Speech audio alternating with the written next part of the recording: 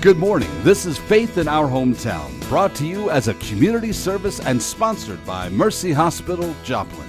And now, here's your host, Father Jay Friedel.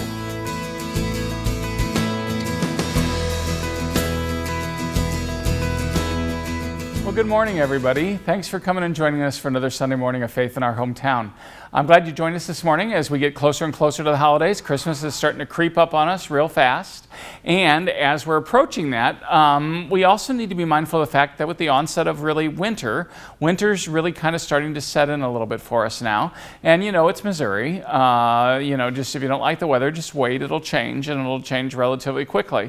But I do think we need to make sure that we are doing all that we can in order to stay safe during the winter. We had enough things that we've had to worry about with the plague, but there's also other things we need to worry about in terms of winter safety.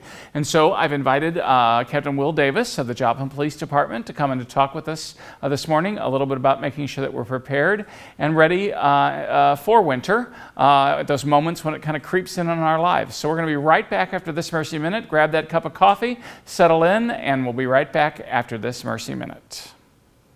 I have arthritis in my knees, and it was just excruciating. I wish I would have done something sooner.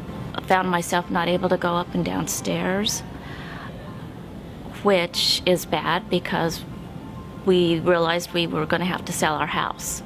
We decided just to take the worst one first, and we did. I was back to work in 6 weeks. 6 months later, I had surgery on the second one, and I'm back to work in 5 weeks. And I was a little scared, a little apprehensive, even though I knew everything that was going to happen. But I was just impressed. Life is short, and I waited. I think I waited too long.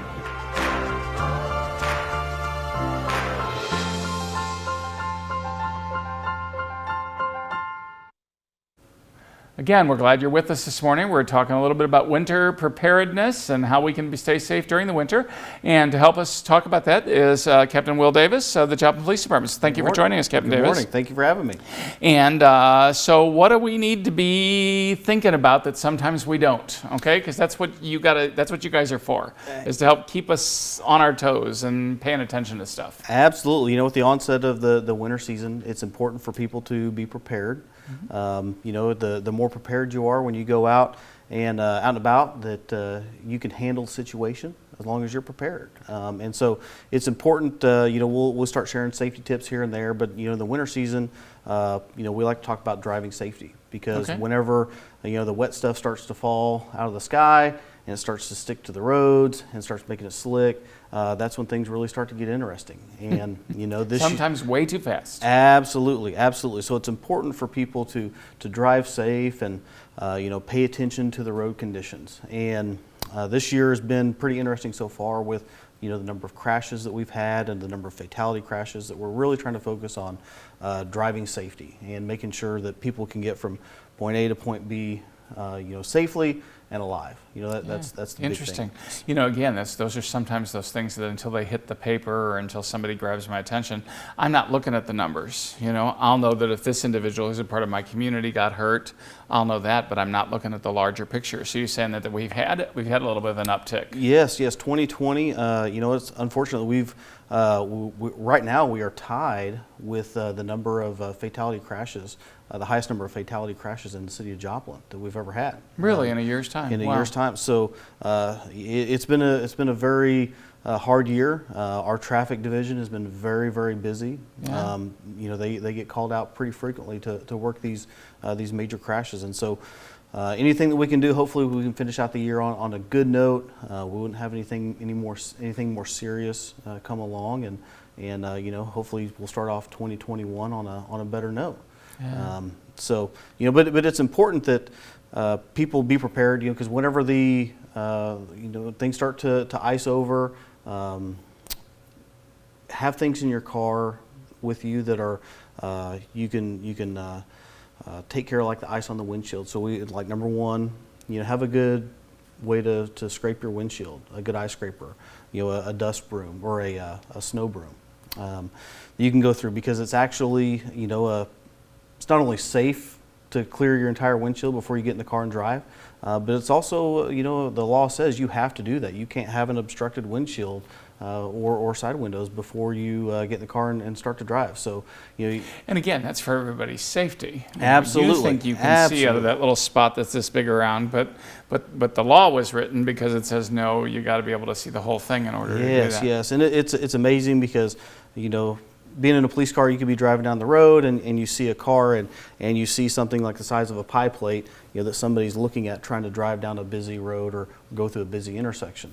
So it's not safe. It's not a good idea. And like you said, it's important that it's not only for your safety, it's for the other people's safety as well. So that way you can see the pedestrian or the other car that you may not see if that was, your vision was obstructed. Yeah, and those 2 minutes.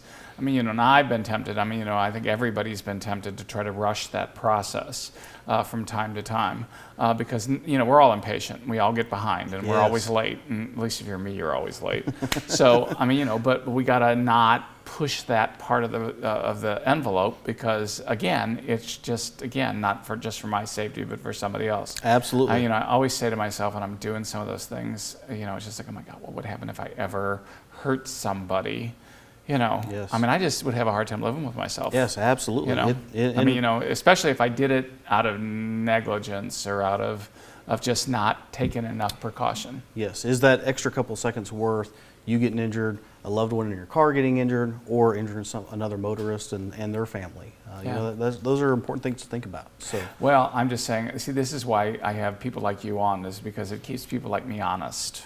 And seriously, and I mean that in the best sense of the word. That's what you guys are for, and I appreciate the fact that you guys take the time to to help us think through some of those things, because you guys are the ones that see it. When somebody does one of those goofy things, you get to see it, and then you watch the price that everybody pays accordingly. And so it's always just a good reminder that says, don't push that part, but take your time, Jay. Absolutely. Make sure that it's all cleared. And I'll admit, I didn't know it was in the ordinance of the law.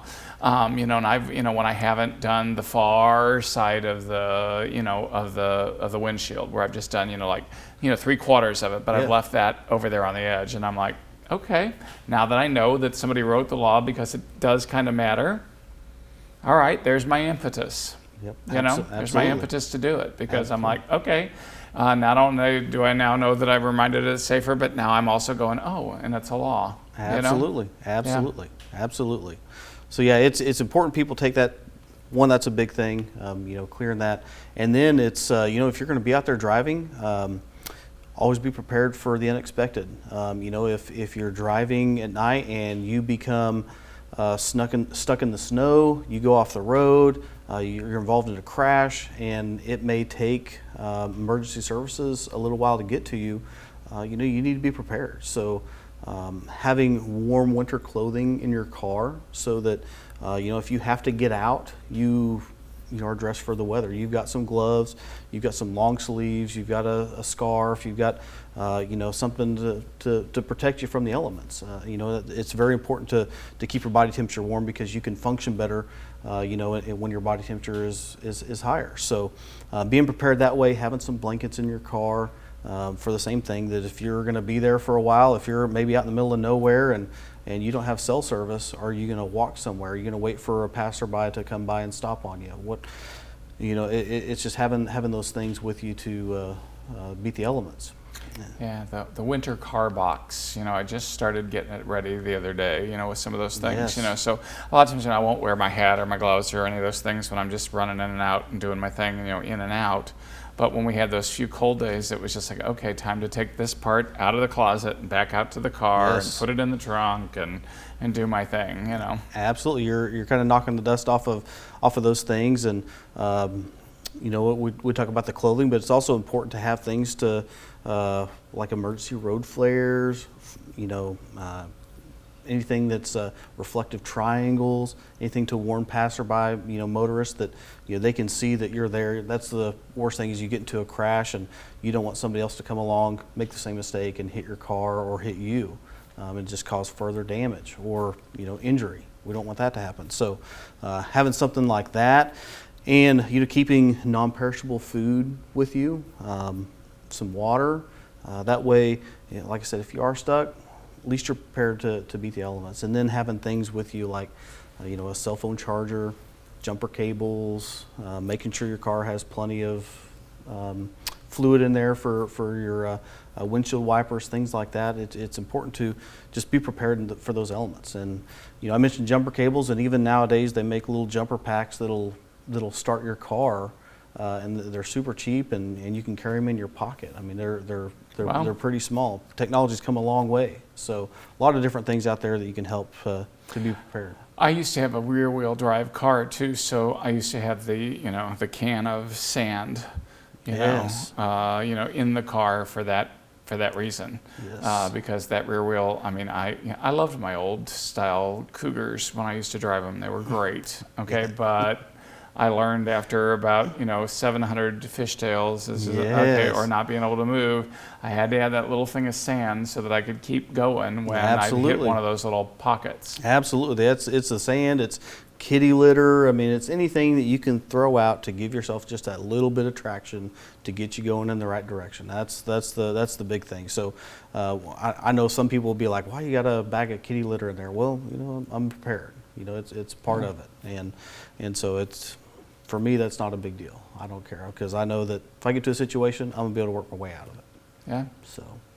Yeah, it's interesting, those things. I mean, it's just like, I guess what's going on in the back of my head is like, oh my God, we gotta be prepared for everything. And the reality is, yeah, we really probably need to be prepared for everything. Absolutely. Because this is we're talking about winter preparedness. Absolutely. But I mean, we're supposed to be having our tornado kit in our house and, and all those things. It's just like, yes. It's like it never stops. Yes, and then one of the things we didn't hit on is first aid kits. It's important, for your tornado kit, but it's also important to have in your car. If you get injured, are you going to be able to self-treat yourself or treat somebody else that may be injured there? Even just applying some minor pressure to a laceration or anything like that. That can be a big deal before emergency medical services arrive and they can start working their magic and getting people the help that they need. So, a med kit is a big thing on the list to make sure and have in your car, and again, make sure you have it in your home readily available. Make sure it's stocked. If you use things, make sure you're replenishing those items. Back, yeah. And I have a bad habit of that, where I'll use something and I'll forget, okay, I need to get another box of Band-Aids or some gauze or whatever it may be. So it's important to just make sure, go through and make sure it's up to date, that you got plenty of things in there to handle whatever you may encounter. Yeah. Interesting, because I get it's in the back of my head going, okay, yeah, it's a continual cycle, in terms Absolutely. of that preparedness. Absolutely, absolutely. So my guest this morning, Doctor, there you go. So you've got a promotion or something. Captain Will Davis. It just depends on who you are, whether you think which of those words you think is a better term or not. But Captain Will Davis, who is with the Joplin Police Department, we're talking about winter preparedness, especially in terms of our vehicles. So we're going to be right back after a real quick break. So stick around, don't go away. We'll have more for you right after the break.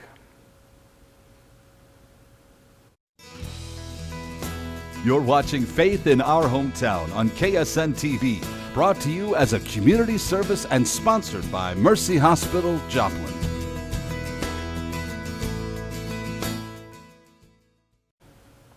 All right, well, thank you again for staying with us on another Sunday morning. My guest, Captain Will Davis of the Joplin Police Department. So we've been talking about preparedness, okay? So Yes. What to put in your car. What else do we have to do in order to kind of prepare for the winter months? So for the winter months, we hit on the things, is making sure you have the ice scraper, the snow duster to clean your car off. Make sure you got warm clothing. We talked about the med kit. We talked about jumper cables. Things like that, but it's also important to be prepared as a driver and to know before you go out, especially if winter weather's coming, is checking the road conditions.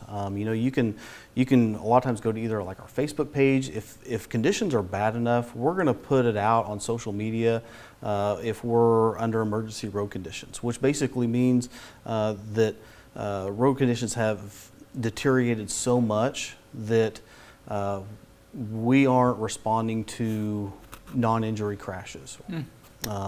That we will only respond if there's a major incident where injury is involved. And so we kind of pull back our response during those inclement weather times when it gets pretty severe. So like I said, just keeping an eye on that and checking with either like our social media page or any other agency. Call up to the police department and be like, hey, is there emergency road conditions, anything like that we should know before we travel out and about? An officer would be glad to talk to them. That's no problem at all. That'd probably be the easiest call of the day for an officer to take. For most of you, yeah. Absolutely. Exactly. So it's being prepared and just knowing that, okay, if I'm going to travel, is it safe to do so? And being prepared, having the equipment in your car, and being a safe and attentive driver.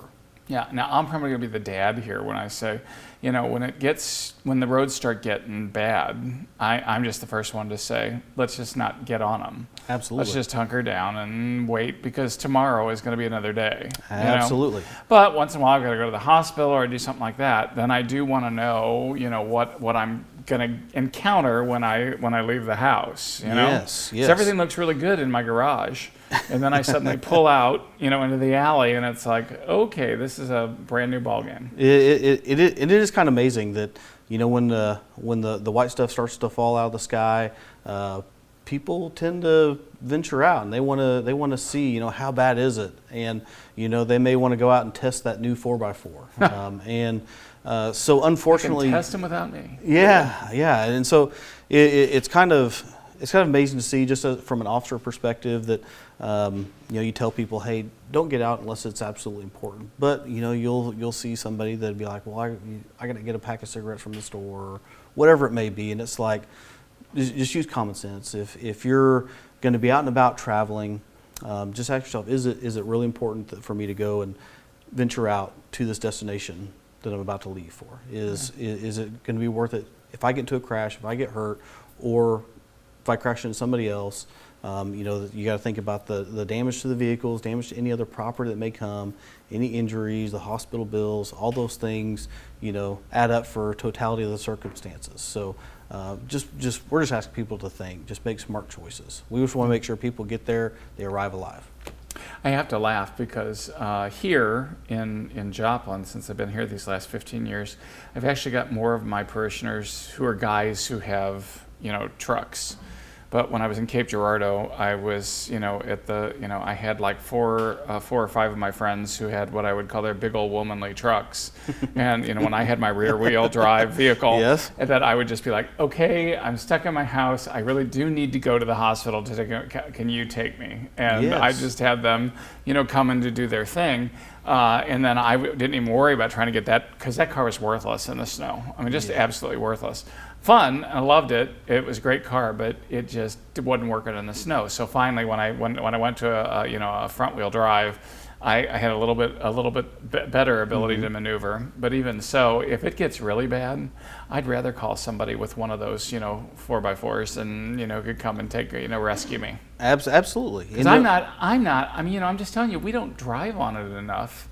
Correct. In Missouri, and I've never taken a course or anything like that. We don't drive on it enough for me to consider myself being good at it. Absolutely, and just a few times a year basically is when we have to worry about it. And you mentioned rear-wheel drive vehicles. It wasn't that long ago that even the Joplin Police Department, our primary patrol vehicle was a rear-wheel drive Crown Victoria, and that was. I'll say it was fun. I mean, but it was interesting at times trying to respond, and we had to go to the garage and put on special tires, spike tires that would help with traction and things like that. But those are resources that we knew we had that were available, or we could put chains on, things like that. But we know that's not available necessarily to the general public all the time. So, you mentioned the four-wheel drive vehicles. If you got that option, it's better, and it's a safer option. Just know that if that white stuff turns to ice It doesn't really matter. it doesn't matter if it's a 4x4 rear-wheel drive. Ice is ice. Yeah, ice is ice, and the amount of surface area of your tires on the roadway is extremely small. And whenever there's ice involved, it doesn't matter what tires are spinning because you're going to go in the direction that momentum takes you. Yeah. And so My first accident, 17 years old, ice. And, I was taking a friend home. We were out. It just started. It wasn't supposed to get bad because otherwise they'd never let me take the car out at 17. But at any rate, came over the top of a hill. It was one of those things, where great design, but it came over the top of a hill, and then it went right down to the stop sign. yes. And so the only problem is you come over the top of the hill, and I put on the brakes, but the car didn't stop when I Yes. got to that stop sign. So it was like, okay, Yes. here we go. Yes, absolutely. My first one, of course, my dad's first reaction, mom and dad's first reaction, did anybody get hurt? No. Then we told you to hurry up and get home because, Yeah, once you're okay, then it's like, okay, what about the car? What about everything else? Who did you hit? Yeah, absolutely. Yeah, and you see people in the vehicles, they'll go out and they'll find an empty parking lot and they'll be spinning around, and it's like, I get it. People are going to want to have fun and be kids, but we also got to make smart decisions. And unfortunately, we've seen people hurt. I go back to the 2020 traffic crashes in Joplin are extremely high this year. We're on pace to set records. So we want people to just make smart decisions. And anything we can do to help reduce the number of crashes, reduce the number of injuries, reduce the number of people we're sending to the hospital. We tie them up on crash injuries that they could be, focusing their injury or their energy on other people with other, ailments. Right. So, it's just like an officer have to respond to that crash. A lot of times because of dumb mistakes and decisions, officers' attention is drawn to that versus going out and providing somebody, extra patrol. Or going out and taking that report and have to respond maybe 30 minutes later because they had to deal with this. So just asking people to make smart decisions because your decisions can have impacts in other ways. So it's really important. Well, we've got about 3.5 minutes left. So what else do we need to make sure that we get out there for everybody to think about between now and the next time the weather flies? So the holidays, they have become big drinking days of the year. We used to think that, your St. Patty's Day, 4th of July, that's when a lot of alcohol consumption really takes place. But also, we're starting to see times around Thanksgiving, Christmas really start to pick up. Around Thanksgiving, they have a Blackout Friday where people think of, it's an extra Friday of the week, so they'll partake in drinking, which unfortunately leads to people getting behind the wheel and, alcohol-related crashes. Unfortunately, in 2018, I think we had just barely under 300 fatalities that were alcohol-related. So, it's important for people to just make those smart decisions. If you're going to drink, make sure you got a sober driver. If you're going to have an adult beverage, more power to you. Just make smart decisions that you're going to have, a way to get from point A to point B safely. You're not going to harm yourself. You're not going to harm anybody else that may be out there. Think about that family that may be traveling, for Christmas. If you crash into them, is it going to impact your life, their life? That can have a long-lasting effect. So we're just asking people to make smart decisions around the holidays. And again, help us reduce the number of crashes. Buckle up, drive safe, make sure you arrive alive. Yeah. Those are the big key points. Yep, that was, the big safety things. I mean, it's been a long time since I've had any driving safety, classes. But these are all good reminders in terms of those kinds of things. And certainly, working on college campuses for the last 28 years, that's something our students have gotten better about, but they still don't do it right all the time. Oh, absolutely, and it's unfortunate. I mean, there's a high number of alcohol-related incidents in Joplin. We have a specialized unit that focuses on nothing but DWIs. They don't go out and respond to calls for service. They don't go out and doing traffic enforcement. I mean, all they do is DWI enforcement. So it's a problem where we've got resources devoted to addressing it but we need the public's help. Just make smarter decisions. We don't want to be arresting people for DWI. We'd like to be able to put those resources elsewhere, but unfortunately, people make those decisions to get behind the wheel after having some alcoholic drinks, and it affects their ability to drive. They're getting into crashes. They're harming themselves. They're harming others. So it's a big problem. Yeah. Well, I just want to thank you for being here this morning to talk to us a little bit about this, in terms of just kind of opening our eyes again to the safety. I mean, it's like I always tell students all the time, it's like, we just need to be reminded sometimes. And I also want to say thanks while you're here for all that you and all the rest of the department do to keep us safe here in the city of Joplin and in all of our surrounding areas.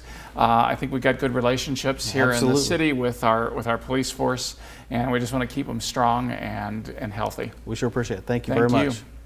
We're going to be right back after this Mercy Minute. Blessings and greetings of Mercy to you. My name is Anna Nichols. I am a Sister of Mercy and currently the leader of Heritage and Spirituality at Mercy International Association. I love the fact that sisters throughout time have gone where they have been called to go, and they have often picked up ministries that they never intended to pick up. 25 years ago, there were 22,000 Sisters of Mercy globally. Today we're down to about 6,200 with Sister Rock and some of the others. But despite the fact there are 6,500 or 6,200 sisters left, there is an amazing number of women and men of Mercy who are working alongside us, and that continues to expand and expand, and for me that is incredibly exciting. So as far as National Catholic Sisters Week, I really look at the legacy that they have passed on and the fact that so many women, men, young people are living Mercy today. That really is for me what's significant.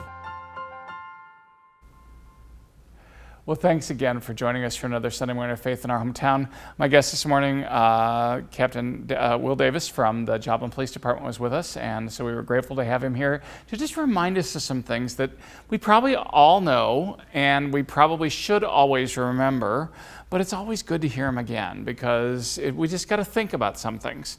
And he wasn't saying don't celebrate and have a good time during the holidays, but he was saying don't do it and then get behind the wheel of a car. We've had way too many fatalities this year. Be prepared when you get out on the road.